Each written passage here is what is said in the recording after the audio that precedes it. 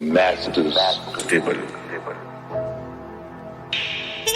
Masters table. Master elements. Masters table. Masters table. Racism, white supremacy is a dynamic system for the ultimate purpose of white genetic survival on the planet. White supremacy.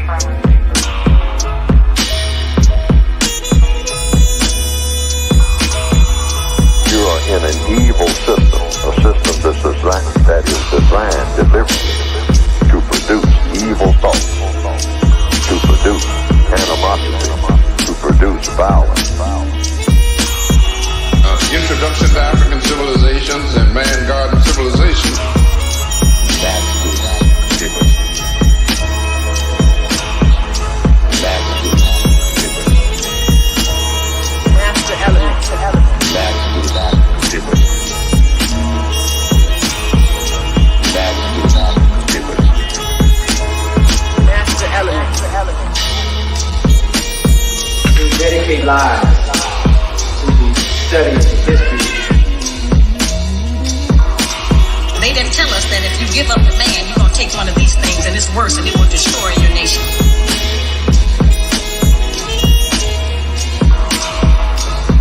The right way is clearly distinct from error.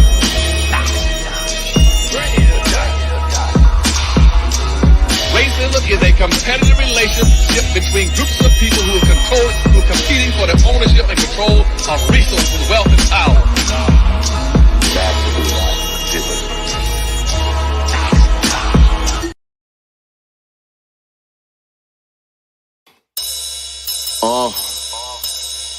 Yeah, like that. Let's see what's in the God's mind. Listen. All right, here we are, family. Here we are. Peace, everybody. Welcome to another episode of Sincere Love the Godcast. This is the Black Business Showcase.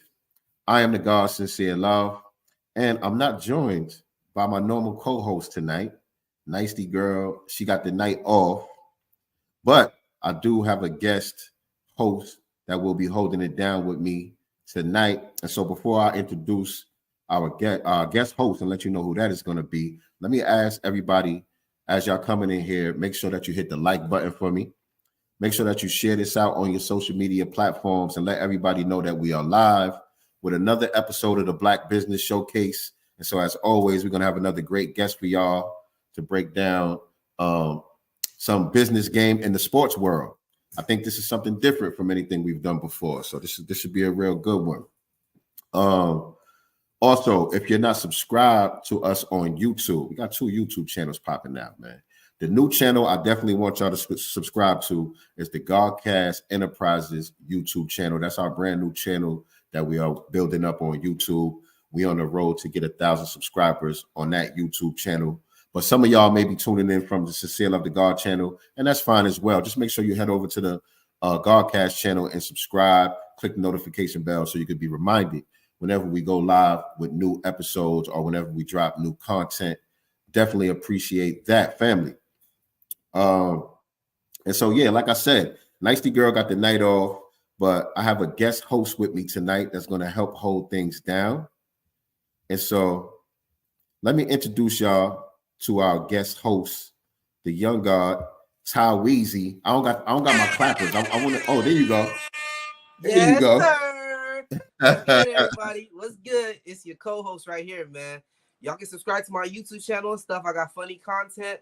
But tonight we focusing on the Black Business Showcase and the Evolution Sports Complex. So let's get into that.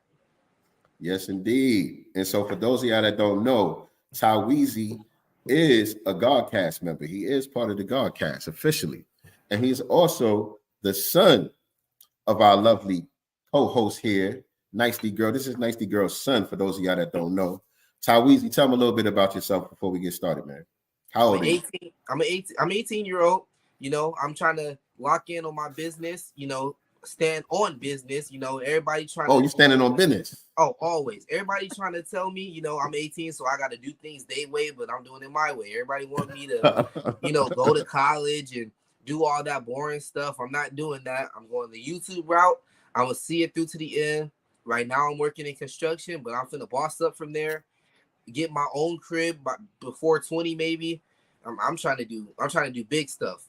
I got goals. Trying to drive a Maybach by 25 years old. Not mad at you at all. Not mad at you at all. And you know, you definitely well on your way, man. We proud of you over here, man. We see what you got going on. You know what I'm saying? So just keep pushing it, man. You're gonna be great. You're gonna be great. We're gonna have to get you on here as a guest, you know what I mean, once you get your business off the ground too. Yeah. You know what I'm saying? And so, like I told y'all earlier, man, we do got another dynamic guest tonight for the Black Business Showcase. And so before I bring him on, let me let you know a little bit about him. 1 second. And so our guest for tonight is the owner and founder of Evolution Sports Complex. Our brother name is Devin Butler. He is one of the top pro skills development coaches in the world. His primary focus is teaching athletes the correct technique, specifically when it comes to shooting. He is a former college athlete at Claflin University and a graduate of Southern Polytech University with a bachelor's in new media arts. He has played professional basketball in numerous countries such as Norway, Germany, Dominican Republic, and Australia. Devin has over 10 years of training experience learning under Dorian Lee. And so without further ado, family, I would like to introduce to you our guest for this evening, Devin Butler. Welcome to the GodCast, man. How you doing? Oh, so you gave yourself some sound effects, but you ain't bless our guests with a fly intro now. I don't got no sound effects over here, man. Yeah, I don't got no sound effects either. Ty Weezy holding out over there, man. Right. He let the alarms ring when he came on the set. Yeah, I feel you. But welcome to the GodCast, Dev, man. I was looking forward to this conversation tonight, man. Interested definitely to get to know you a little bit better and learn about your business. Right. You know, been knowing you for a little while, coming to the barbershop, but you know, you're a very you know, kind of unassuming guy. You know, you don't say too much. You know what I'm saying? So a person would never know that you had all of this going on unless they really, you know, sit down and ask some questions. So I'm grateful for this opportunity. Correct. Chop it up with you. Yes, sir. And yeah, I see you guys coming in the chat as well, man. As you're coming in here, like I said, make sure you guys are hitting the like, share, subscribe, especially on the new channel on the GodCast Enterprises right here on YouTube. Make sure you guys are subscribed to this channel as well as Sincere Love the God channel. We're not abandoning that channel. Still going to be dropping some fire content over there as well. But we transferring and we transitioning all GodCast business to the new channel. So I definitely want y'all to be subscribed over there. So Dev, man, what we like to do here is we like to get the origin story of the guest, man. That's how we like to set it off. So take us back, tell us a little bit about yourself and your journey up until where we at now today. Okay, yeah. So I mean, pretty much, you know, I've been playing basketball my entire life. I was mainly I played basketball and I played baseball. So essentially, I was good at both, but I was a lot better in baseball. And then around ninth grade, you know, I kind of, you know, made a decision. Baseball started getting boring for me, even though I was real good at it. And I kind of decided that, you know, I want to go basketball full time. So I kind of started playing AAU. I played AAU real late. I didn't play till 14, which is in high school. And I just kind of took it more serious. Struggled in the very beginning because once you try to get to the high levels of basketball, like people don't understand, like it's levels to it. So once I crossed over the level of being good, I was the worst person of all the real good people, if that makes sense or whatever. So I was better than all the people who were terrible, but I was the worst of all the good people. So I had my freshman year in high school, I went to MLK. That's where I went to school at. And in high school, my freshman in high school, I probably played maybe out of the 20 games, maybe 5. Didn't really play. I just worked my butt off the whole summer and stuff. Came back the next year and I led the county in scoring at 1 year in a 1 year transformation. And then after that, my next 2 years, I kind of decided that I like really, really want to play college basketball, and I didn't feel like I was going to be able to make it out of MLK. Just the everybody who I was around and the mindset and stuff. So I ended up transferring to Dunwoody on the obviously in the northern side of the county. Obviously, and I played there for 2 years and won 2 state championships, and then went on to college after that.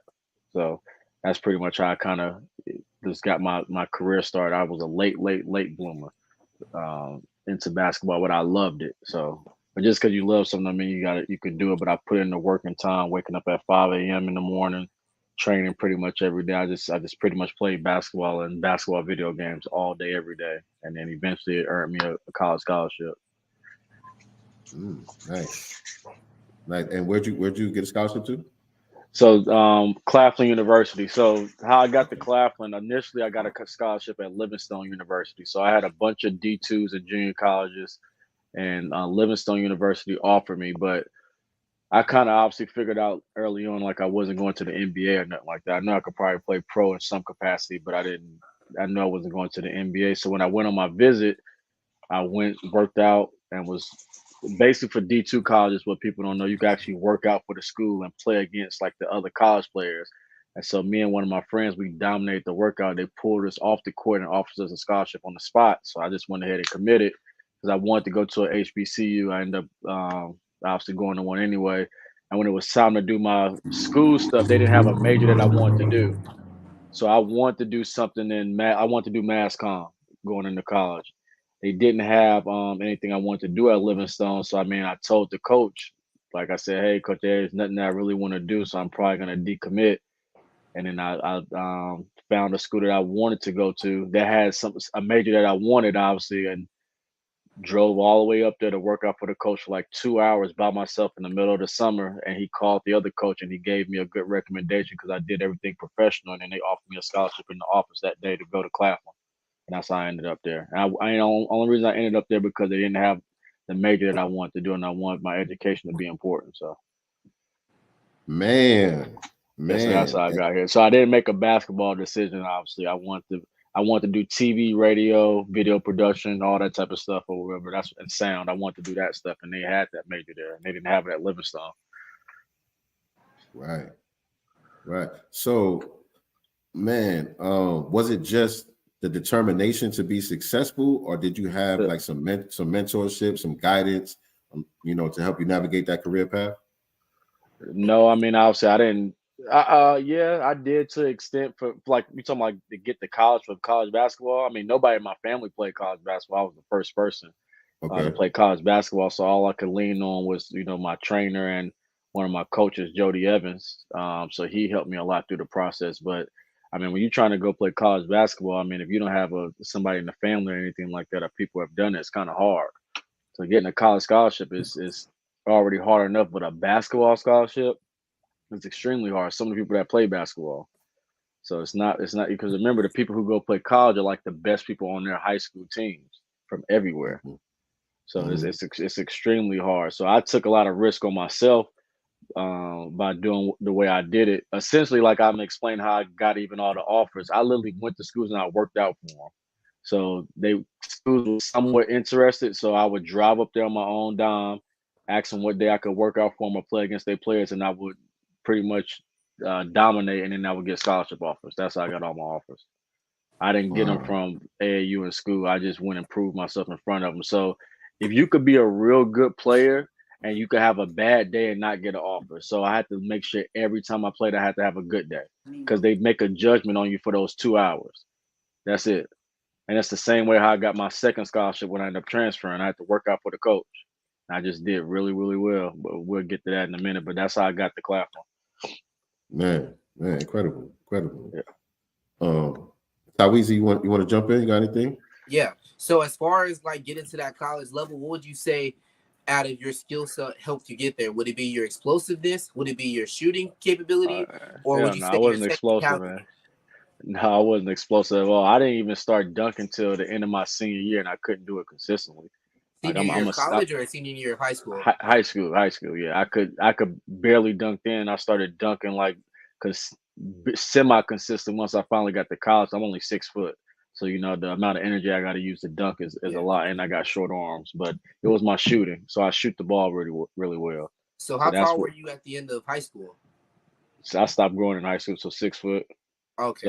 So I played point guard. So I played shooting guard. So I played both. I played the combo. So when I got to college, so in high school I ain't really short, obviously, but in college, as the levels you go up, you essentially get shorter and shorter.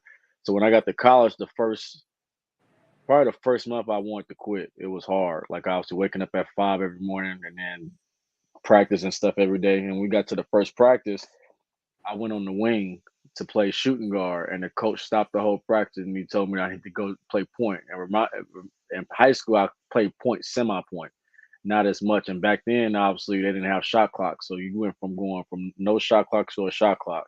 It's like this was like my first college practice. It was a rude awakening, and then I had to go from playing the wing into playing point guard. So I did that literally in a 1 month span, basically, kind of re-taught myself how to play point at the college level. I want to go back just a little bit from that freshman year in high school. After that freshman year, you said that summer you just went real hard. Yeah, so freshman year I played at JV at MLK, and everybody played in front of me. So I was as a freshman, back then they had to call you if you made the team on the last day of trial. So I was one of the people that got a call, and it was 15 people on the team. It was 7 freshmen and like 8 or 9 sophomores. And so I was like on the third team. I hardly played. And then the season just wasn't, I was barely playing. I would go in blowouts. And then one day we was playing a school called McNair High School, and everybody was just playing terrible. Like they were just playing bad. And the coach said, well, shit, since everybody playing bad, I'm just going to put Devin in the game. So like he basically did it as a slight, like, well, since y'all ain't doing well, I'm just going to put you in the game. And so then I started the second, this is at halftime. So I started the second half and I ended up scoring 16 points in like 8 minutes. And cause we was losing, I brought the team back, did all that type of stuff. And only reason I came out the game is because I got tired. So remember, if you're in the season and you're not getting any playing time, you're pretty much losing your stamina because you're only kind of doing so much stuff in practice. And then after that moment, I was like, man, I could really play. And I just worked. So I still really didn't play the rest of the year. And I just worked my butt off that whole summer. And when I came back the next year, once it went to that summer, I led everybody in scoring this summer at Middle Tennessee State. That's where we had our summer camp at. And then they put me on varsity. And so think about it, I went from JV not playing to varsity, and I was like on the second team at varsity, but I wasn't going to play as much. I'm like, I'm not about to do that again. So I went back down to JV and led the county and stuff in scoring the whole entire time. I made all first team, all county, and I averaged 27 points a game. And the year before, I averaged 2 points a game. Dang. We lost in the semifinals to Southwest DeKalb. What was the major keys for you that summer to make that type of improvement? I mean, my parents, they got me a goal in the backyard. So when they got to go in the backyard, I just went out there every single day. And then, like I said, I would play basketball all day. I would work out in the mornings. I had like the jump shoes. Those like the shoes they had in the East Bay magazine. So I would do all that type of stuff. And I would just play all day. So when the sun come up, I would go outside and I would play, and then I would work out, and I would just go to different neighborhoods and play different people and stuff. I think I'm 33. So this was when we still playing outside and all that stuff. Yeah. Right. And then I played AAU that summer. I played high level AAU that summer, and I just gave him all. Like I got to travel a lot and see like how good other people were, and it just kind of elevated my game from there. So that when I came back from that summer, I made like a big jump, and that's pretty much how stuff kind of took off. But in the first game of the season, I ended up scoring 30 points in a double overtime. We ended up beating Lithonia, which was their rival, and then it just took off after that. We only lost 2 games that year. But yeah, I didn't even play the whole year before. I feel it. I had to go through a little moment like that, but like more with football. I had a terrible coaching staff. It's like, you ever heard of a poverty franchise when they talk about sports? Yeah. I was on a poverty franchise. Like my first year playing football ever was my freshman year, so 13 years of age. And then I only played 4 games that season because I joined midway. Then sophomore year was during COVID, so I only played 3 games that year. My junior year was when I finally discovered a little bit of my potential, but my mom put me with this private coach. All this, he was amazing too. Still didn't get play time for some odd reason, even though I was going out there day in, day night, showing that I was better than some of the guys that start. And me, I'm only 5'9". At the time, I was like 5'7", 150 maybe, playing defensive end.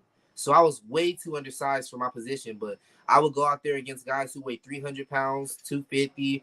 There was even a guy, his name is JJ. He was 430. I swear to you, 430. And I was whooping him, coming off the edge, whooping him. And I still didn't get no play time. And then senior year, they're like, oh, you might start this year. I was like, you know what? I'm leaving. I ended up just taking more hours at work. I didn't even want to play a sport no more. I was just done. And that kind of, leads to one of the questions that I have for you. Like, how much of it is politics behind the scenes versus, meritorious?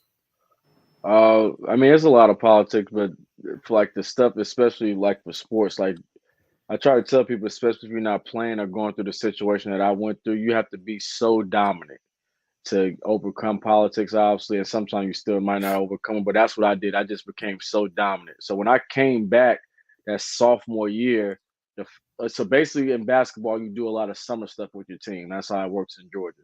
So once I came back that June, so I think for like a couple of months, they kind of don't see you play AAU and stuff like that. So when I finally got back to school that June, I put in so much work, and then I still didn't even start. I didn't start JV when it first started that summer. So the first summer game, I didn't start or whatever. And I just said, okay, I'll come off. That's fine. I sat there and waited. And then when I went in, I scored around 25 points in like around 16 minutes. And then they couldn't deny it. So like if a coach like one person and you're just as good or a little bit under them, you're not going to play. But the people that he had playing in front of me, I was just so dominant, you make them like a fool. So everything in life, I just try to make sure just to be so dominant. If I'm not getting the results that I want, that you don't have no choice. So that's how you can't deny it. So that's pretty much what happened. I just became so dominant where in practice and in games, like I would make the opponents look stupid. Now I will also make my teammates look stupid. And also I know I'm calm and stuff now. You don't see me talk a lot, but I talk a lot of shit when I play. Yeah, and to the coaches also. And so it would come off disrespectful at times, but I would do stuff like, say if I'm guarding somebody and I'll rip the ball obviously and go dunk it, then curse everybody out, then kind of curse the coach out or whatever. It's like if you're embarrassing the coach's best players, if you're saying something every single time and you're backing it all up, that's how I end up playing, because we would be in practice and I would back up everything I would say, and then I would just like embarrass people. So if you in the whole practice and you make everybody uncomfortable, like this dude, he in here yelling, he cursing everybody out, but he backing everything up. He's seeing you make everybody so uncomfortable, they have to do something. So that's what happened. I just decided I woke up one day and I just said, I'm going to make everybody uncomfortable. So I became the loudest person in the gym, but then I backed everything up that I said, and it was no such thing anymore. Because it was like, well, in order to shut me up, somebody got to beat me or do something to stop me, and it couldn't be done. And that's how I ended up taking off, because it's undeniable when you got 3 or 4 or 5 coaches and I'm yelling out the play. I'm telling everybody what I'm about to do. I'm coming down the court and saying I'm about to do something and do it. It makes all 30 people in the gym uncomfortable and they don't have no choice. So when people kind of, you try to, like obviously, especially more so in basketball, obviously try to use this stuff. I try to ask them, what are you actually doing in practice and in the games? Because you can make people, if you make people uncomfortable enough, it will change. It's a proven fact. And that's the strategy I took. And then eventually they didn't have a choice. The only other option is they either going to kick you off the team, but obviously, or they just ain't going to have no choice. And they basically didn't have a choice with me because I just made it so uncomfortable for everybody. And that was the approach I took. And that might not work for everybody, but that's essentially what I did. It makes sense, though. It makes sense. It's a psychological game to a certain degree. So who would you say you studied the most? Like a basketball player was? Yeah. I mean, back then, it wasn't no YouTube, so it wasn't no studying like that. I ain't old, but they didn't have all that. So like watching those, Kobe. Definitely, So yeah. it was all Kobe stuff, obviously, but it wasn't no you like I couldn't go back and watch the stuff, but that's the only thing. So I couldn't study like that. You had to watch it live back then. Yeah, even the interviews and stuff, right? You're right. Yeah. No YouTube. Like now Yeah, you can so pull up Kobe. Like Kobe got some of the most inspirational interviews and speeches and stuff. But like, back period. then, if you missed it, you missed it. So the study thing, I wish we could study, but they had NBA TV. They had that back then. They would play some of the older games and rewinds, but if you didn't see it live, you didn't see it. Right. True story. Yeah. All right, get in here, Ty Weezy. Yeah. I'm just going with the flow right now. I'm hearing it. I can relate to some of the stuff he's saying though. Like that's what I thought. It's like when he said, I'm gonna go back a little bit. When you said about coming on the field, being the loudest player, calling out the plays. I tried to become that person. I tried to become, well, I don't know what to be called in basketball, but on football, they would call it a field general, where you're the guy who's constantly yelling out, it's going to be a run here, it's going to be a pass, and all this other stuff. Excuse me. One time in the summer practice, just came in there, first one on the field, full pass. They said, we're going to line up for Oklahoma drills. I was the first one in line. And I was going versus a dude who's, well, obviously way bigger than me. Because like I said, I was only 5'7" and 160 pounds. I came on there. I didn't expect to win the Oklahoma drill, but I went out there confident, knocked him right on his, can I say the A word in here? Yeah. Knocked him right on his ass. I mean, your mother might slap you, but hey, right. It is what it is. But I went right in there, knocked him on his ass, and then I threw the ball at him. Like, I know it's bad sportsmanship, but at that point, it was like, you kind of fed up after being used at halftime or only playing like for special teams. Like they'll be like, hey, Taiwan, we want you in special teams. Go block this guy. Okay, go out there, get a big hit, and then they don't put me in anymore. Like it was the only time I get in the game was last quarter or special teams or if we're down by 50. And I have screenshots of our team losing like 10-60. Like that's how bad we were. And I had the option to transfer, but I didn't go for it like an idiot. And I missed out because the team that I would have transferred to went 8-2 and they lost in the semifinals. So Dev, let's get into this this pro career. How did that come about? Where'd you go first? Give us that journey. Well, so I stayed at Claflin for 3 years, and then I don't like losing, so we kind of started losing, and coach, obviously we were real dominant. So once you become real dominant, obviously once you get to the college world, you're trying to do everything to keep your job and recruit. So you kind of started recruiting a little differently, obviously, basically like the microwave procedure when you kind of recruit guys who are D1 and JUCO transfers just to try to replenish the talent. And so I'm a whole believer. I don't do the whole favoritism thing. So if I tell you something that to follow a certain rule, obviously, and then Taweezy go and do the same thing, and I don't say nothing to him, that's bitch made. Like I don't like that type of stuff. Obviously, like I don't believe in that type of stuff. If I tell him something and tell you something, and I don't say something to him, obviously that really irks me. So that stuff started to happen, and so I decided to I need to go somewhere else because I just didn't believe in that style of system and stuff. And also on top of that, the world was changing. So this is 2011. And I saw graphics and apps and all that stuff. And so, like I said, I was only 34 credits away from graduating when I transferred. And I just didn't believe mass communications. Like I was doing like TV and radio stuff and doing sound. And all I had to do was take my sound sets to do the stuff in the studio. I just didn't feel like that was viable, like to get a job like that. And then like the video production and all that stuff, I learned how to do all that. Like once you learn how to do it, you pretty much learn how to do it. Wait, you was feeling like that because the technology was changing? So like, I remember the iPhone had just came out, apps were starting to become popular, graphics were starting to become popular. So I was doing like TV and radio and journalism, all that type of stuff. So mass comm is TV jobs, them jobs don't come up that often. All those jobs in the news stations and radio acres and all those stuff, those jobs are hard to come by because those people keep those jobs for 20, 30, 40 years, especially at that time. So I said, well, let me learn all the skill sets, which I honed in on video production. and I switched my major to new media arts. That's how I learned how to do graphics and all that type of stuff. So I basically taught myself a trade. So that's how I make all my own clothes, logos, and designs and everything. Because I learned everything already. I said, well, I don't need to finish it up. I need to learn how to do graphics, how to build apps, how to do more technical sound stuff. What I saw, how the world was changing. So I ended up transferring to Southern Polytech. And then obviously I played basketball there too. So I came back home. So I pretty much learned everything in mass comm because I was 34 credits away from graduating. Then I learned everything in art. So then I put them together, and that's how I learned so much. That's how I know how to do so many things. Yeah, it just seems like you was like ahead of your time a little bit. You know what I'm saying? Usually when you're young like that, you don't really have the discernment to pick up on like, okay, the world is going in this direction. Maybe this ain't the best option for me.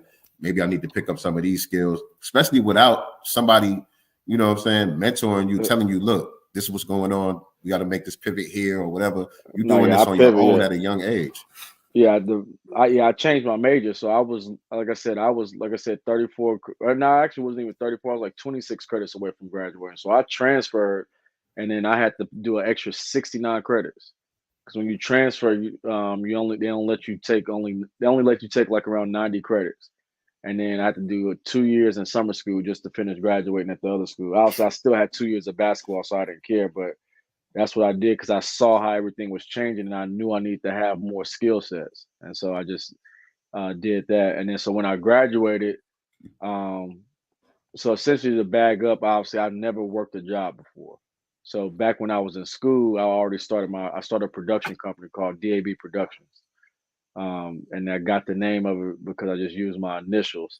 So during that summer, so essentially when I transferred from Claflin, this I got to this type of score. This I got to the pro level. When I transferred from Claflin to Southern Polytech, I essentially sat out a year. So when I sat out a year, now I'm behind all my friends. So in the summer, that's when they have the NBA Summer League, and that's when they have all the pro scouts that come to Vegas. So now, since I ain't graduated with all my friends, everybody's in Vegas. They're in Vegas in July. So I'm sitting at home and they all out there and everybody's texting me and all that stuff. And I'll say, I'm not out there because I still got another year of college. And then I just decided to go out there one day. So back then, Southwest had flights where if you was a student, you could get on for real cheap. They had like a standby program. So I went out there, I took my camera out there. My homeboy was playing out there. I said, I filmed some behind the scenes content and filmed some of the games and stuff like that. I flew out there to Vegas and ended up going to Summer League. And then I went to the summer camp. How you get overseas, you have to go perform in summer events and camps with agents and stuff like that. And the coaches come from overseas for Vegas because they're already there to see the people in the Summer League. So I went there to film my boy just do behind the scenes content. And at the camp there, it was like one of the biggest camps, and they just got a new director, and they didn't have nobody filming the whole camp. These people pay $500. They didn't have nobody filming. And so I'm filming my boy, and then all the agents and officials come up to me, ask me, can I film for them? And I'm not really there to do that. And I said, yeah, and they want to buy the film from me. And so I ended up giving away some business cards and stuff. And the last business card I gave away was to the director of the camp.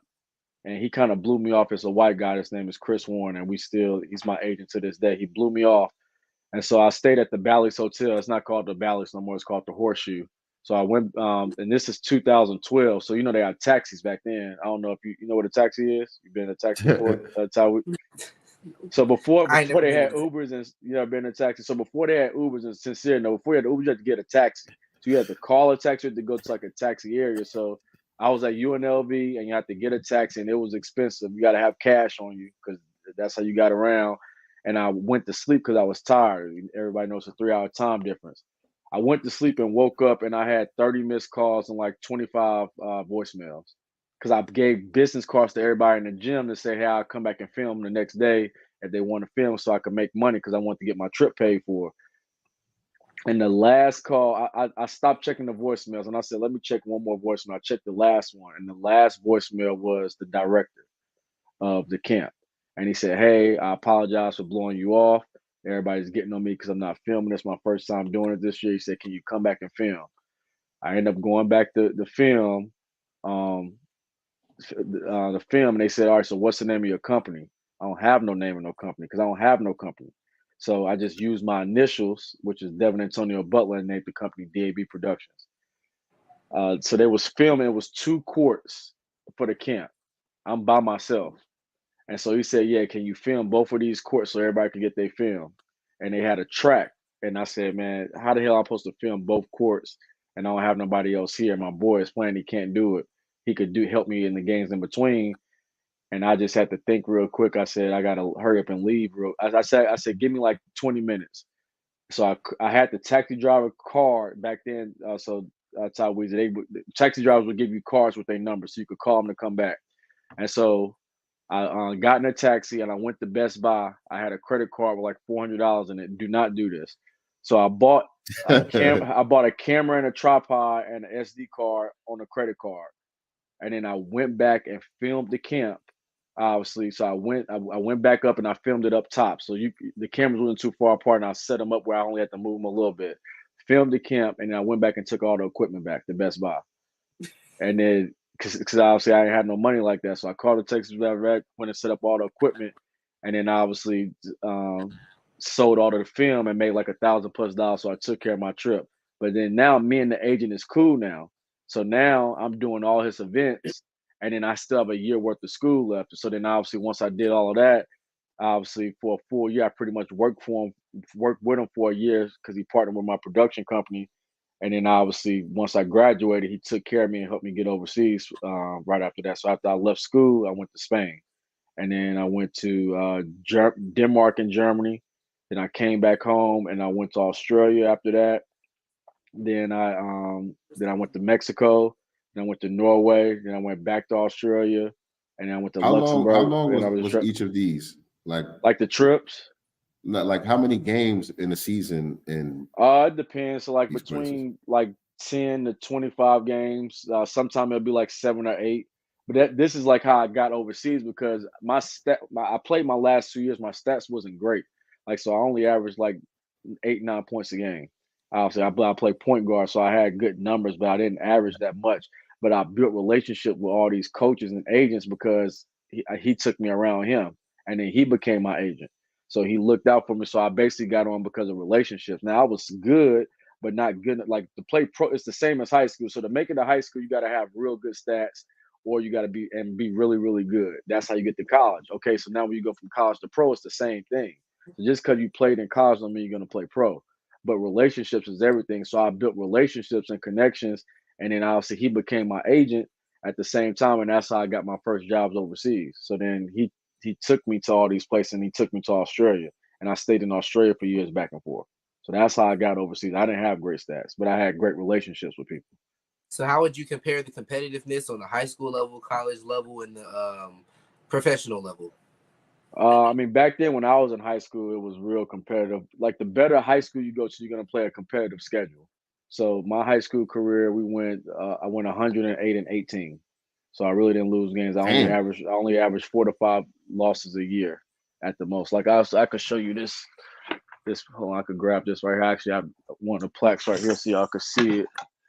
Let me see if you can see this on here. So like bowling. So like on here, up here. So you can see is it flipped or you can see it? No, we can see it. No, we see it. Yeah, so it's you see I went 108-18. So 27-5, 27-5. Last 2 years went 27-4. So I typically, and then when I went to college my first year, I went 24-2. So in a 5-year span, I lost 22 games and won like 130. So you must have had all the snow bunnies back then. I know it. I went to black schools, man. MLK, what snow bunnies was at MLK? Right. Hey, Martin man, Luther King High School. This Georgia, Tyrese. This ain't California. See Tyrese, he out there in LA. It wasn't Hollywood. in overseas. In college I went to Claflin University. That's an HBCU. And then my last 2 years, overseas. But no, overseas is different. If you play a sport, people like you, period. But that's how I got overseas. I just relationships basically. And I obviously had to do workouts. So the same way I did workouts in high school going to college, I had to do the same thing for the pro level. So I didn't just get contracts. I had to fly over to these places. My agent would take me and I would work out for the teams, or I would play like in practice games and scrimmage games. So I had to do well. So you did have the agent. I had an agent, but I didn't have the stats, so he can only vouch for me so much. So if you already have the stats and stuff, teams just sign you. So I didn't have that, so I had to physically work out for them like the same way I did in high school, and I had to play in like practice games, and then they evaluated me that way. So if I didn't like the teams that I didn't do well and stuff, well, I just didn't get signed. Has anyone ever told you? Has anyone ever told you that you look like James Harden? Yeah, I mean, he took my look though. Listen, my children used to call this man James Harden. Well, I used to have a big beard. He did. Yeah, he had the big joint, all that. But I had it for a long time, like even before he had it. I had it in college. If I showed you a college picture, I had it in college because I got the look. So, and where he got the look from is from Philly Muslims. So, like, and Sincere know that, like, so, like the barber, they got a barbershop called in downtown Atlanta called Philly's Finest, but the Philly guys and the Muslim, like Freeway and all them, when they would wear the beard, and they would have the chalk and stuff. So that's how I got it, because I had a Philly barber or whatever. And then when they cut my hair, he kind of messed it up, my fade up one time. So then he had to cut it into a mohawk, and then they do like the chalk and all that type of stuff. And he made it dark, and then he did my beard like that and stuff. So that's where that's where I got it from, and that's where James definitely would have fired him. Yeah, I mean, no, but it wasn't like that. But like he was talking and stuff, so then he cut me in the mohawk as opposed to like a high top fade. But it looked good though. So I said I kept it. So, but Sincere knowing the barber were like, that's how they've had the beard and all that stuff like that forever, and that's where he got been it doing from. that. But no, I don't know if nobody ever asked him the question. But like that's where he got it from, because that's where I got it from. They've been doing that. That whole thing that's old, because those guys are not supposed to touch so you're not supposed to touch the beard. You're supposed to let it grow out raw. But they went ahead and they trimmed it and they did the chalk and all that stuff. That's where that comes from. Out to it, yeah, right. That's exactly where it comes from. So that whole, when people say I copied off of Jay, no, I got it from Philly barbers, the Philly Muslim stuff. There, he got it from the same place. But it's not just the beard though, man. It's a striking resemblance. No, that too. Yes, it's that too. But the look, like the cut and all that stuff, like I didn't look at he had it and then I said, "Oh, I'm gonna try to get it." Yeah. No, it was I met a guy at the mall, and he was a barber from Philly, and then he ended up cutting my hair like that. It's downtown by Clark, Atlanta. That's where all those different barbershops at. Yo, but I can relate to that, because most people that met me after the movie Belly came out, they swear that I got my name from Belly, because Nas' name was Belly. I mean, Nas' name was Sincere on Belly, and Nas my favorite rapper. But I already had the name before the movie came out. So you was copying. You're a fanboy. You're a fanboy. I don't even know if you're old enough to see Belly. Did you seen that movie? Me? Yeah. No. You ain't seen none of those. It's a classic. It's a classic. I'm a youngster. It's a classic. I stay within my age range. But as far as movies, you gotta go back. You go back to the music. Watch it. I mean, at least I know about Bruce Leroy. Is that good enough? That's my favorite. One of my favorite movies. That's one of my favorite movies too. That's good. But yeah, that's basically how I got overseas. So and this from January to March, I played in the DR. So I went back and played again the last 2 years in the Dominican Republic. Oh, so you still playing? Yeah, that's why sometimes when you just see me disappear, I be gone. Okay, that's what's up. Yeah, I don't be here. I'll leave. Would you ever assume that it's too late to start playing? Yeah. Like, what would you say is at a point where, all right, now you just got to give up? Like, what age range or what physical capability, or where would you say? If you're trying to play like in college or something. Like, if you're trying to play college overseas, when would you tell a person that now it's just time to stop? Like 16. You said when? 16. 16. You feel like is when a person should just give up? You know by that time, obviously, because I mean at the end of the day, it's the amount of hours that you have to put in. So that's the part that people like. I used to watch House and Young and the Restless and all that stuff, because that's what my grandmother used to watch, and she would have we were watching. I used to live in Louisiana, and they had the antennas and all that stuff, so I would watch stuff like that. So just because I like something or feel that I should be doing something, don't mean I'm gonna do it. That don't mean I'm capable of doing it, right? So Like Tyrese, like obviously, like for your if you had a toothache, would you let me fix your teeth? Say it again. Like if you had a toothache, right? Would you let me fix your teeth? What is a toothache? A Like toothache. a toothache. Like if you had a toothache or if your teeth Oh, a was messed up. toothache. Yeah, like if your teeth was messed up, would you let me fix your teeth? No. No, right. You would tell me I'm crazy. So in basketball, when people say they want to play in college or pro, but haven't put the work or time in, right? I say the same thing. Like the amount of hours that I had to put in, like so put it like this, I suck at the pro level. Just telling you the honest truth. At the pro level, I'm not that good. Like I don't know if I average like 7 points on a pro level. Because I had to get all the way to this level. Every level you go up, you got to start over. But so I'm so good, but I'm terrible at this highest level. Like so for me, like if I play against regular people, if I went to Lifetime or LA Fitness, when That's I what I was go to about that to stuff, say. yeah. So I dominate when I go to those places. When I play against other college players, I'm real good. Then when I go to play with my pro level guys, unless I'm working out a lot, obviously it's hard for me to sustain that level of speed and stuff like that because I'm not athletic. I'm not super tall. It's hard. So on a pro level, I'm down here. I'm back I down kind here of again. disagree though, because you said at 16 a person should give up, but Yeah. I've done my research on some of these things. Russell Westbrook, it took him until his senior year before he became a star. Because he was my height. He was 5'7" up until his senior year, where he shot up to 6'3". Then he finally started getting looked at. Did a year, I think, before going to UCLA. Michael Jordan got cut twice before he even made his high school team, and now he's the greatest of all time. So Mike didn't get cut twice. He went out for varsity and they put him on JV. Russ had a 6-inch growth spurt. But the thing is, we're talking about people who put in work also. I'm talking about the kid who don't play, don't do anything, and they just want to play, obviously. So that's what I'm saying. If somebody's not putting in the work and the hours, yes, you need to give up because you're wasting your parents' time and your mom's time and people money. So like when people want to just get up out the bed to just try to play basketball, obviously it's not fair to the people who do it every day. And some of the people that do it every day, they still not going to make it. It's hard to make it. Like people don't understand how many basketball. Like the state of California has over 1 million people playing high school basketball. So somebody who's sitting at home, right now, in the state. So like the Clippers and Kings are playing. So it's a 16-year-old who might see this and like, man, I just want to go play basketball. Okay, what are they doing? I can't sit here and lie to their face and say you got a chance. No, you don't have no fucking chance. You just don't because obviously you're not putting in the time. So I train kids for a living, right? So I tell them and their parents, you come to me at 16, you trying to play varsity basketball and you ain't did nothing for the last 10 years. Like that's not realistic.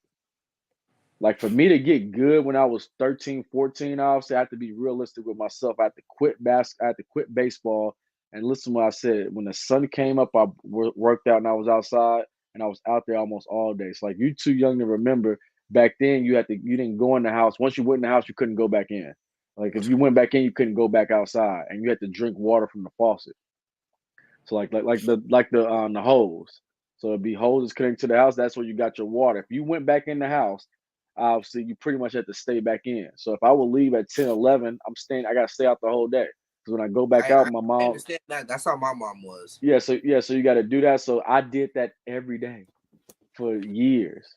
And then I started waking up at 5 a.m. So I put in the hours. So when people say they want to do it, obviously I can't look at them as with a straight face and say, man, you could do it. Like, so remember, like I told you, I switched my major, right?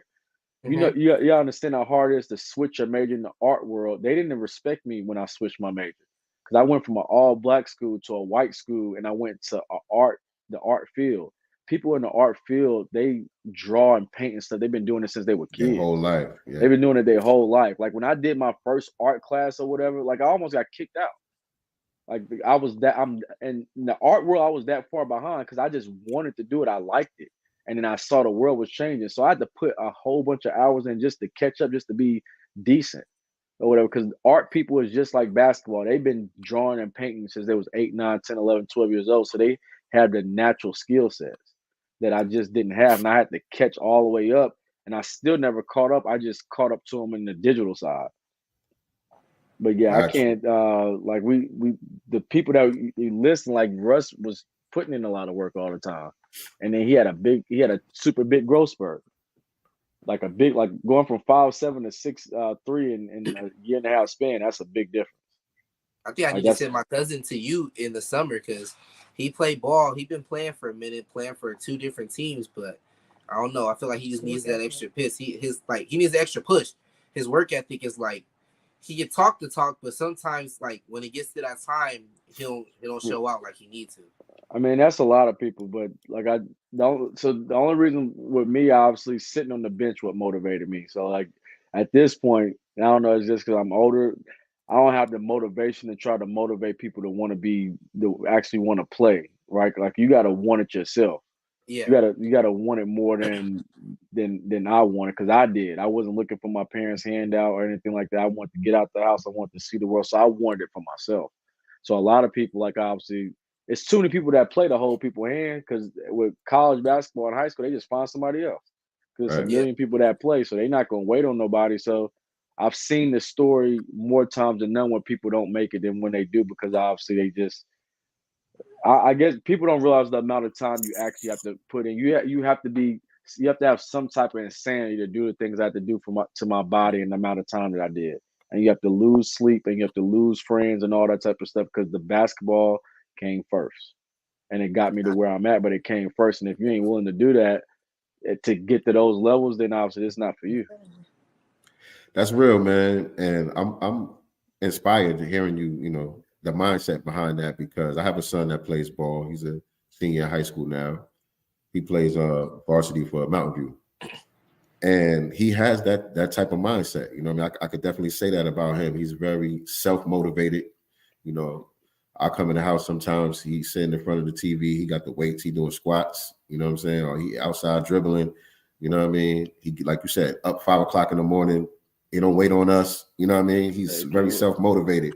And even when it comes to like holidays, like we just went to my mom's house for Thanksgiving and all that. He like, yo, I gotta practice. Yeah, you can't. And so since I was so self-motivated to do all the stuff you were saying, the people who I needed the help from, they was more willing to help me. You can't more willing in the proper way, but they was more willing to help me and to go out their way. But like the whole trying to hold somebody's hand and they're not doing it, I just can't, because there's too many kids that want it, and it's a privilege to play.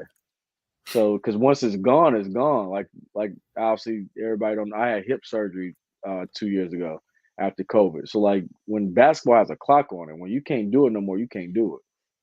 Like when it's over, it's done. So that's why it's a privilege, and obviously people are starting to see it more and more, and that's why I never take it for granted, because the ball will stop bouncing, and it stopped bouncing earlier than it does for some people. So, but that's how I got for the basketball thing. I know you want to get to the business stuff. Yeah, I got to the sports complex stuff. Evolution Sports Complex. Yes, let's go. So how did I get to? Well, so like for the business wise, how I even started. So I was playing. Wait, real quick. I wanted to ask you this: when you were in Vegas, and the guy wanted you to film and everything, you said you didn't have your company, so you just came up with. I just used my initials. With your initials. So, did you learn after that what it takes to actually, formulate a company legitimately, or? Yeah, so like the first thing I did, obviously my mom helped me. So she told me obviously I got to get a business license in the LLC. So she showed me how to register the business with the Secretary of State, and all that stuff. And then she taught me how to get an EIN number. So my mom taught me all that stuff because she already had her own business. So like I said, this is 2012. So it still wasn't nobody I could talk to, because essentially everybody had jobs. But my mom had a tutorial service while she was doing, working at the school. And so she showed me how to get all that stuff started. Then I made a business from there. That was my first business. That's how I started everything. All right, so let's go here. Evolution Sports Complex. It's a training facility, right? Yeah, this is my second training facility. 2 different locations. All right, tell us about it, man. So the way the business started, I started with a mobile app. So I built the world's first basketball training app.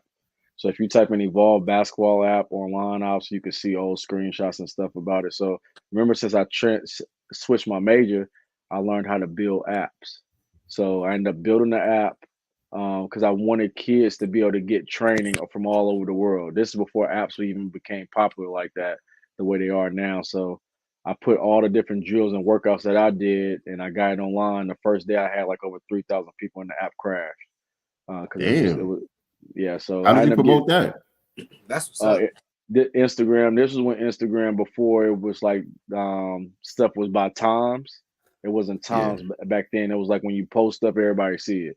And then if like say you had a popular page and you posted it, everybody see it. You can't, that shit, it don't work no more. So when the whole influencer thing was big. So so doing that type of stuff or whatever, that's how I promoted it.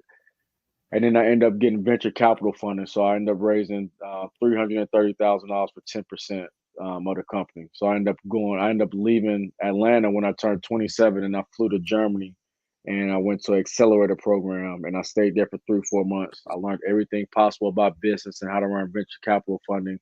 And then obviously I gave a percentage of the company, and they gave me money for it. And then I grew it to like 100,000 users in a year and like 300,000 users in a couple of years after that, and ended up selling it to a company in China.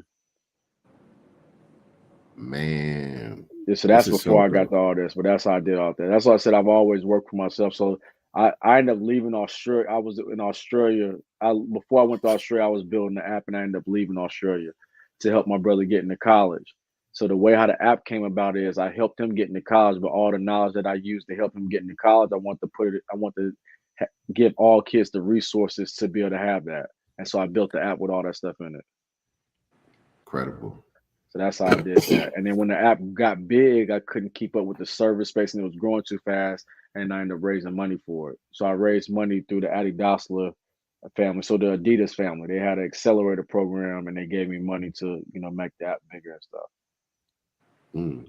And then and so no, that's what I'm saying. And after 3 years after that, I ended up selling it. You ended up selling the app? Yeah, to a company in China that was doing the same thing. So I sold my IP rights, like I sold my designs, and I sold my film to them. And so was that the startup money for the complex? Mm-hmm. Got you.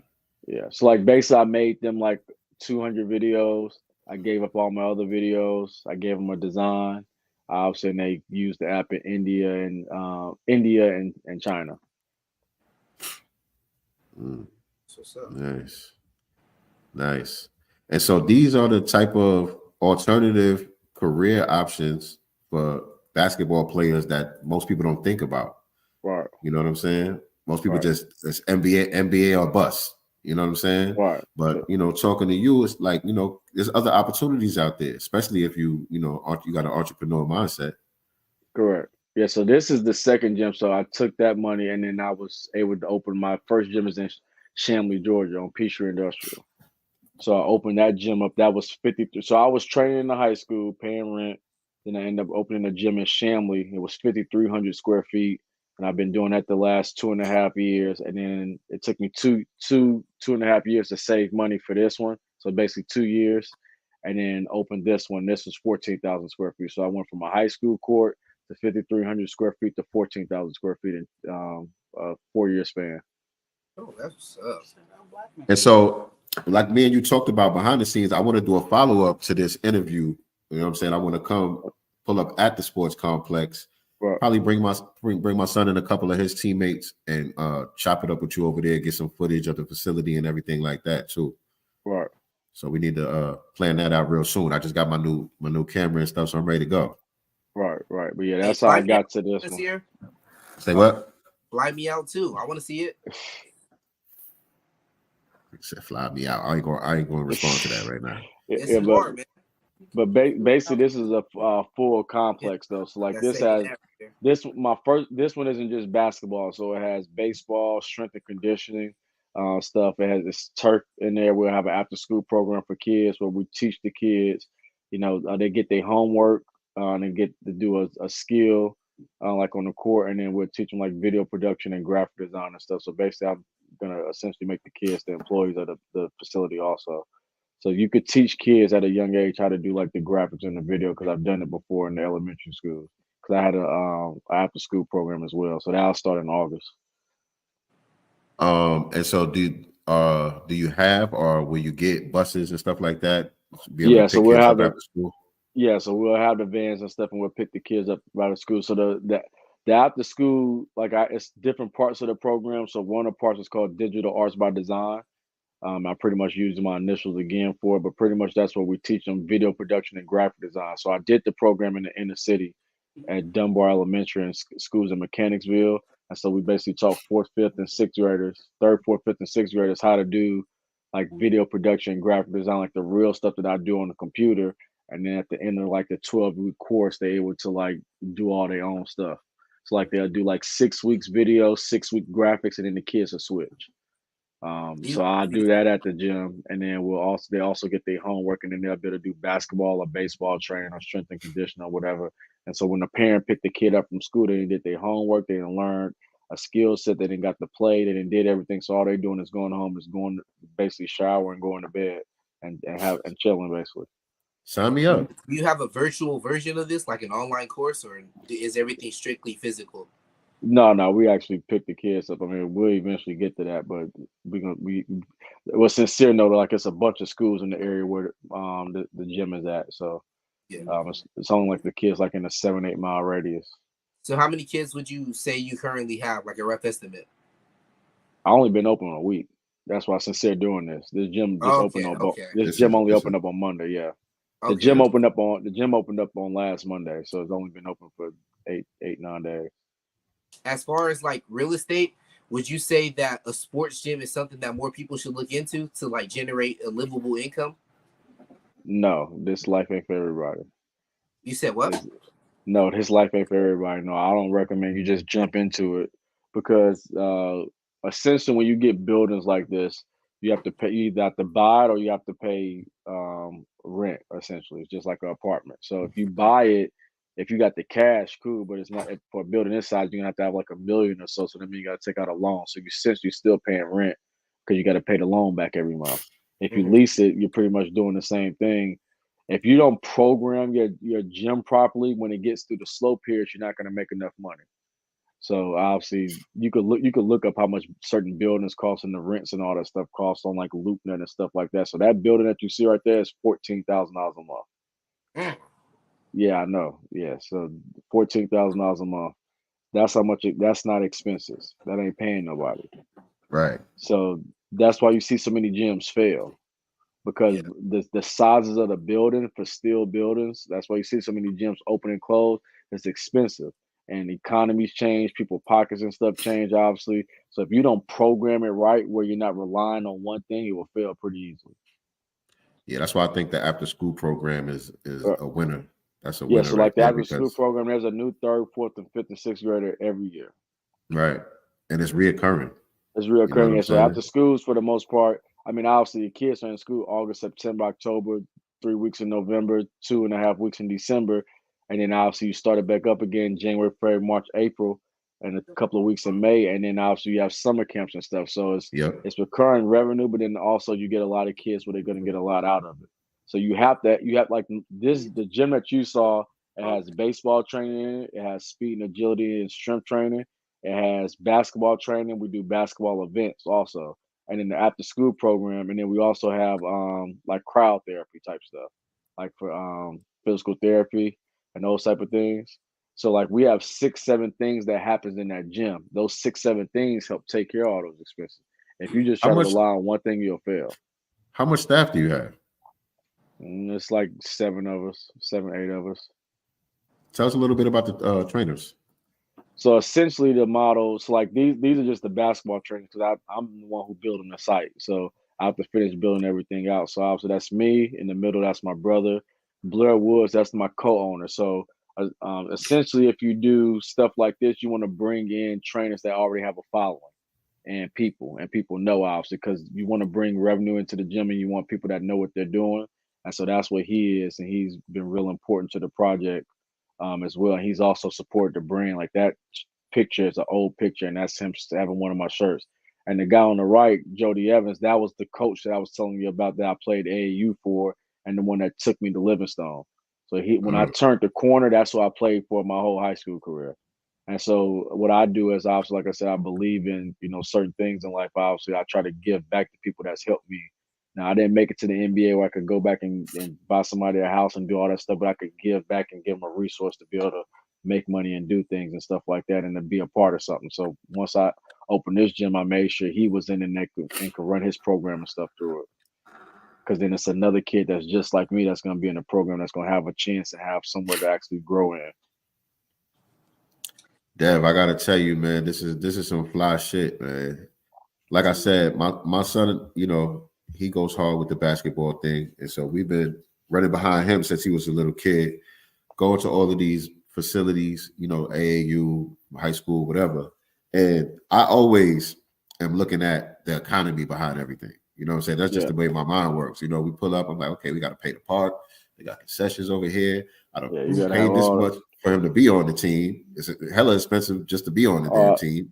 I know. You know what I'm saying? Yeah, that's a lot. There's always a fee for this or that. You know what I'm saying? And I'm always like, damn, you know, it's just like the NBA. It's just like on the professional level, NBA, NFL. You got all of these white owners or non-black people who's running the show and making all of the money, and all of the talent is coming from us. You know what I'm saying? So to see you on the other side of it doing what you do, this is just some fly shit, man. I salute you for real. Thank you. Back to the economics of it. So, like, is your program with the school, is that government funded, or is that paid by the parents, or how does that get through?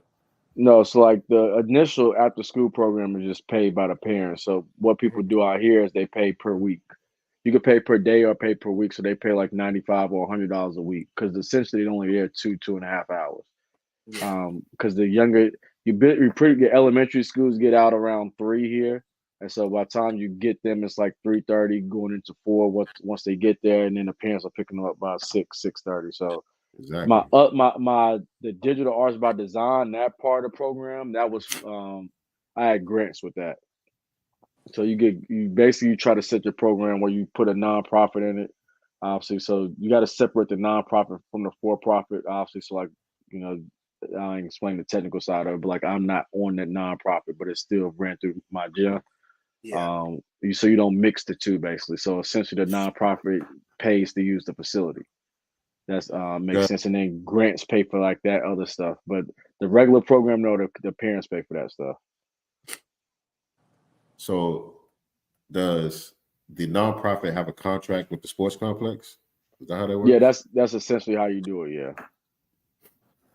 And to get the grants and stuff, you put in all that work yourself, or did you hire somebody? No, like you hire people and my mom and stuff. So like at this, like obviously I'm starting all the way over with this one. So like obviously you have to hire people and my mom helps and stuff like that. So you have to see what's out there, because different grants come out for different times and they have deadlines and stuff. So I'm just not getting all that stuff together right now with getting that set. That's why I said I'm not starting the program till August. I have an ask since you're in the midst of that. Can you document the process? I think that's important for people to learn, you know, how to get to that money. It's a lot of money that's left on the table in different industries. You know what I'm saying? So just, especially for minorities, basically. So it's a lot of money, and a lot of people, they don't apply for this stuff, but they don't spend the time, or shoot, they don't even have their 501c3. So you got to have that stuff. You got to keep that stuff in good standing, or you're going to miss out on a lot of things. Right. Yeah. So yeah, man, very dope, man.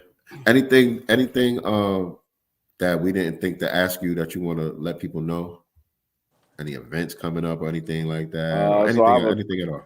I mean, we doing small training now, but obviously, like, we'll officially start training like this weekend, obviously. And then in December, we're gonna have our Christmas camp. So we already had one small camp. Essentially, like when you open up a gym during this time of the year. So I tell people this time of the year is like, so if you're gonna open up a gym, especially for basketball, that's the worst time of the year you can open it. It's during basketball season, because everybody's playing and practicing. They got practice. Yeah. So they not. Well, you know how much if your son, if he ain't playing the game, he practicing. And the one day he got off is Sunday. So if that, because he got a job too. Right. So that's what I'm saying. So like this isn't the best time of the year to open it, but like for baseball, it's a good time of year if you're gonna do baseball, because when it get cold outside, they can't go outside anymore and hit. So we have the indoor cages. And for football, it's a good time to open them, because if you got the turf and all the stuff, you know, this when all the guys train. That's why you gotta have multiple stuff in the gym. Yeah, So man. basketball wise, no, this ain't a good time to open. But we'll be all right. Like so, for basketball training, November, December, January are your slow months. Those are your slow because that's basketball season for for high school and middle school. So, all right. And so, like I said, man, we're gonna do a follow up to this. I'm gonna pull up on you at the spot. Yeah. And so we could get some dope footage and chop it up real nice and all that. But Taweezy, you know how to wind it down? You know how to wind the show down? Me? Yeah. Yeah. So it's time for that question. Yeah. We about to wind it down. So I got one last question for you, Devin. Okay. What does freedom and power mean to you? Freedom and power. I mean, shoot, it's kind of like the life that I live now. So the power came, even I'm gonna go backwards. The power came from the knowledge that I instilled in myself. So I tell people all the time, even though I did all these accolades with learning stuff, if you always learn from the teacher, you're always going to be the student. So you have to educate yourself. The power of the education and your own knowledge that you learn gives you the freedom to move around. So a lot of people can't say from the age that I actually started making money have never actually worked for somebody where I had to clock in at a certain time. I got up at 8, got up at 9, and clocked in at a certain time. So that power from my knowledge to be able to get me where I need to get got me my freedom to move around how I want to move around. So that's what it means to me. Power and freedom and power obviously is being able to change another person's life. So I have the power to change somebody's life and the freedom to do it how I want to do it. So I'm not obviously out here trying to watch everything I say and doing stuff like that because I have that freedom, obviously. But I got that from the power, which is my knowledge. So the education obviously is the biggest thing. Like I said, you're always going to be the student if you're always learning from the teacher. The teacher, for the most part, just teach you stuff out of the book from what they know. So you're only going to know what they know if you only learn from them. And so that's how I kind of got. That's where I kind of got to where I have been in life, obviously, outside of prayer and good faith and works and stuff like that. But that's what it means to me. Dope, man. All right. So, this is the Black Business Showcase. And so how we normally end the show, I got to put you on the Summer Jam screen real quick. Oh, wrong button, my bad. And so now you have the microphone. You see, I got MJ in the background. Oh yeah, that's the Wizards MJ though. I don't even know if Taweezy was born yet. But all right. And so now you got the microphone. The entire Black community can hear you. Right. What parting words would you like to leave us with tonight? Just obviously try to support one another in the community. So like I said, I've been getting a lot of support so far because I wouldn't be here without the support and the people like you all doing this interview and people coming into the community. We have to just keep doing a better job of doing it because a lot of times when we see these brands or people come out with these expensive things and people we don't even know, we're so quick to put it online or post it on social media or comment about it and stuff, but we're not blasting our own people stuff as much as it was needed. So like if everybody in this community all just put it on their pages, put it on Facebook or anything like that, not saying I'm not doing great because it's only been open a week, obviously, but it would just be super well known. But if one of the celebrities did something, or like today, the Nike the Pro Retro Kobe's came out, the 6s, the reverse grit shoes, and everybody was posting about if they got it or didn't get it on their page. But people can't take 5 seconds, to post support a Black business or support just a business, period, that's local and stuff like that, obviously. So some of my energy as a community is just geared into the wrong areas. But then, sometimes we do the worst complaining. So I just try to encourage everybody to try to, help circulate the money in our community a little bit better and obviously support. And obviously don't support nothing that's not giving good service because I don't care what business it is, but obviously we got to do better at that aspect of the stuff because I see that now we're opening up this second one. So yes, indeed. And I can't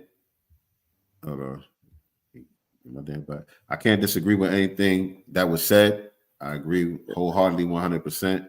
And I live that way. And you reminded me in the beginning of the show, I forgot to shout out my man, the GOAT, James King. This jacket that I got on right here, he was one of our guests. I like that. Season 1 from the Black Business Showcase. He came through. Brother, out of Atlanta. Like I said, it's GOAT by James King. Real nice, real detailed, high quality stuff. Make sure y'all go check out my brother, GOAT by James King. He's on, all the social platforms. I don't know exactly what the website is, but I'm sure there's a link in the bio or something. But yeah, I caught this one on the Black Friday sale. Real nice. Okay. Now it look real nice. Look comfy because it's cold out here. For real. All right. So appreciate you coming through, bro. Like I said, we're gonna do the follow-up to this. Okay. This was definitely a good conversation. I appreciate everybody tuning in, tapping in with us today. You guys make sure that y'all do all of the YouTube stuff, like, share, subscribe. Me and Nyctee will be back on Sunday for our regular broadcast covering current events, talking about everything that's going on out here in the world. And next week we have another guest for the Black Business Showcase. Young lady from around my way, actually. She's a salon owner and she's doing her thing. Real big right now. So we're going to have her on Chop It Up next week. So make sure y'all tune in for that as well. And again, the new channel, GodCast Enterprises, right here on YouTube. If you're not already subscribed, make sure you subscribe to the new channel because that's where we're going to be transitioning all of the GodCast content to as we move forward. Tyweezy, let them know where they can find you at, everything like that, your YouTube channel, all that good stuff. For all that, make sure you go tap in with godcastbooks.com. They got a package for the holidays going on right now. So head on to the website, find out about that. Like he said, yes, you can find Cyber Week sale. You get 2 for 1. So go pre-order the new book, and you're going to get 2 for 1. You can find me on any platform: YouTube, TikTok, Instagram. You're gonna find me under Tyweezy, Tyweezy. On Instagram, it's a little different. She loves Tyweezy. You can find me out there. Check me out. I got heat content, and that's a unique name, man. Everywhere. She loves Tyweezy, man. How you know? Everybody loves Tyweezy. Everybody loves Tyweezy. When I'm gonna make a producer tag, I'm gonna get a female voice to say, "We love you, Tyweezy." All right, watch. That's gonna be my producer tag. I don't even need an intro. This boy here, man. Yeah, boy here. Don't hate the player, hate the game. No, I love it. Actually. Listen, man, when you free, man, you need to go watch the movie How to Be a Player with Bill Bellamy, and it's a little bit before your time, but you'll like it. I'll probably find it on Prime tonight. Yeah, it came out with like 98, 99, something like that. Yeah, something like that. Yeah, so but it's a funny movie. So you'll like that character. That's who you remind me of. It's a real funny movie. I'm gonna give you a list of movies to watch, man, because he gave you one, so you need to go watch The Wood. Obviously, you need to go watch Menace to Society. Have you seen that? Yeah. Did you watch Don't Be a Menace to Society? Yeah. Have you seen Harlem Nights? Yep. I just watched it with my mom the other day. Well, not the other day, a few months ago, but wow. Have you seen Juice? Yes. Are you seen Juice? Then have you seen Above the Rim? No. Ooh. All right, so you need to put Above the Rim and everything. Have you seen The Wood? No. All right, so Omar Epps and them. Yeah, so like those are a couple of the movies you need to go watch, and they'll make your palate a little better. And then How to Be a Player, go watch that one. That's a real good one. All right. Yeah, how to Be a Player. Obviously, I'm assuming you already saw Boys in the Hood and stuff like that. I'm assuming you saw those. Yeah. All right, yeah. But yeah, those movies, and then Poetic Justice, you can watch that. I seen Poetic Justice. You seen Poetic Justice? All right, so yeah, so you got half of the movies down packed, but you need to go watch. Shout out to Nyctee. Nyctee be putting in that work. You know so yeah, so you seen the Malcolm X movie, the one with Denzel? I don't know, actually. I don't know. I've seen a Malcolm X movie. I just don't know if it was the Denzel. You got to watch it 30 times anyway. So yeah, you got to watch it. Yeah, and it's like 3 hours long, but you need to go watch. I think I probably watched the documentary or something. Spike Lee movie. The Spike Lee movie. You need to go see Mo Better Blues. You need to you need to go see School Days. You'll learn about Greek life and all that stuff or whatever. You got after that, you're gonna change when you see all these movies. Yeah. Your mom knows. She's seen them all. Yes, indeed. I don't know She's with her. seen them all. I don't know with her. Yeah, she's seen them all out. So, but yeah, I appreciate y'all having me. Like I said, we're gonna do the follow up in the facility soon. So hopefully before the year's out. Let everybody know where they can follow you at and how they can support you. So my main page, they got like 118,000 followers. That's Evolve Basketball App. So that's like the page I became famous on. The new page is called Evolution Sports Complex. So that one's brand new. But my main page is Evolve Basketball App. Follow both. Follow both and then pages. So those are the two pages that you can follow. And then my other one is Noob 2K10. That's like my main, like that's like my personal one for like all like so you can see like behind the scenes stuff and stuff like that. Obviously, and for those who don't know what a Noop is, I mean you can look it up. That's some Greek stuff, right? Yeah, so it's Kappa Alpha Psi. So I'm a Kappa, but so I pledged when I was at Claflin University. So for anybody watching, that's Gamma News Spring 10. So I've been a Kappa for 13 years, going on 14. Okay. All right, family. So that pretty much does it for today's episode of the Black Business Showcase. We will see y'all all again pretty soon.